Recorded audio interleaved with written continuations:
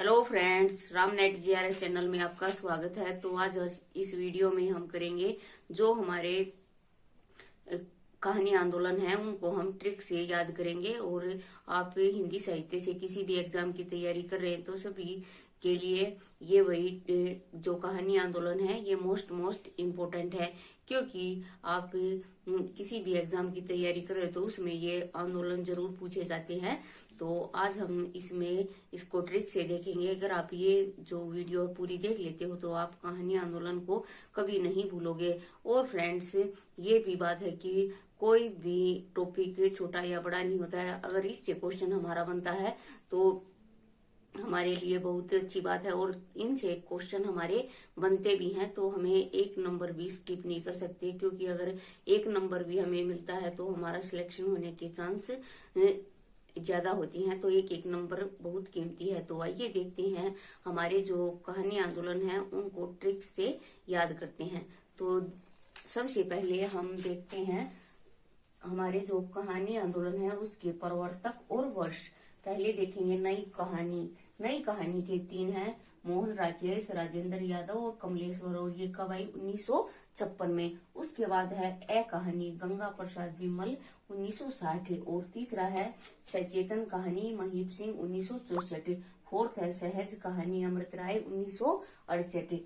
और फोर्थ है सहज कहानी हो गया, ये अमृत राय की है। और पांचवा है समानांतर कहानी, कमलेश्वर, 1972। और छठा स्क्रिय कहानी, राकेश वत्स, 1979। तो इसको हम ट्रिक से याद कैसे करेंगे? तो सबसे पहले हम नई कहानी के जो क्वेश्चन है वो कई बार पूछा भी गया, चाहे आप पीजीटी, नेट जीआरएफ किसी भी एग्जाम की तैयारी कर रहे हो तो ये तीनों ऑप्शन उसमें एग्जामिनर दे देता है और 4 ऑप्शन बना कर देता है और पूछता है इनमें से कौन सा नई जो कहानी है उसका प्रवर्तक नहीं है।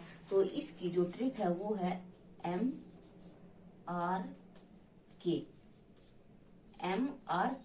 एम से मोहन और आर से राजेंद्र और के से कमलेश्वर।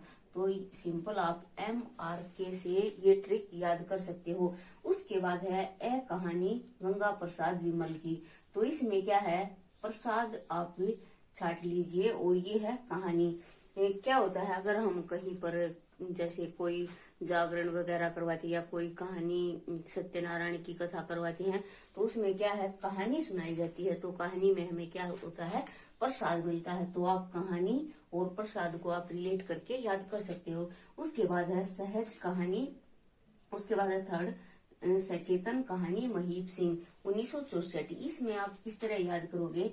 महीप में तो आप हीप छाट लीजिए और इसमें है तन। जैसे आप जो लड़कियां हैं वो सूट वगैरह सिलती हैं या वही सबको पता ही है, हीप को आप रिलेट कर सकते हो तन से। तन यानी हीप। सूट सिलते वक्त हम जो हीप का साइज लेते हैं तो तन और हीप, इससे आप रिलेट करके याद कर सकते हो। उसके बाद है सहज कहानी है अमृत राय की, 1968। तो इसमें आप क्या कीजिए? अमृत को चाट लीजिए और सहज। तो अमृत पीने के बाद क्या हो जाता है? आदमी सहज हो जाता है। तो इस तरह से आप याद कर लीजिए। उसके बाद है समांतर कहानी, कमलेश्वर की। तो इसको आप 1972 में है वर्ष है इसका। तो इसको आप कैसे याद करोगे? कमलेश्वर को आप कमल से रिलेट कर लीजिए और यहाँ है तर। तो कमल क्या है? पानी में तैरता है। तो कमल और तर। इसके बाद है लास्ट सक्रिय कहानी, राकेश वत्स की। तो राकेश का आप मीनिंग होता है चंद्रमा, चांद। तो क्या होता है? जो चंद्रमा होता है, चांद होता है, वो सक्रिय रहता है कब? रात में। तो राकेश से आप रिलेट करिए सक्रिय। जो राकेश है वो सक्रिय रहता है किस टाइम? रात में। तो फ्रेंड्स, आज हमने इसमें जो हमारी कहानी आंदोलन है वो हमने ट्रिक से याद किए हैं।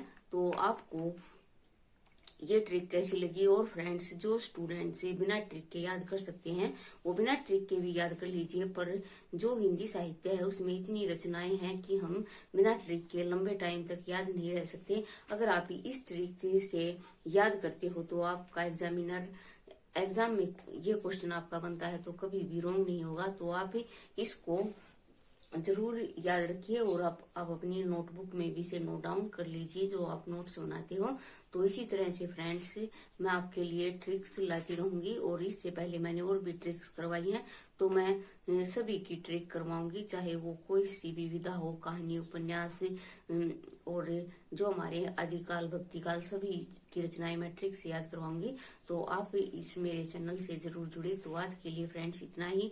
वीडियो पसंद आए तो इसे लाइक करें, चैनल को सब्सक्राइब करें और इसे ज्यादा से ज्यादा शेयर करें और ये भी बताएं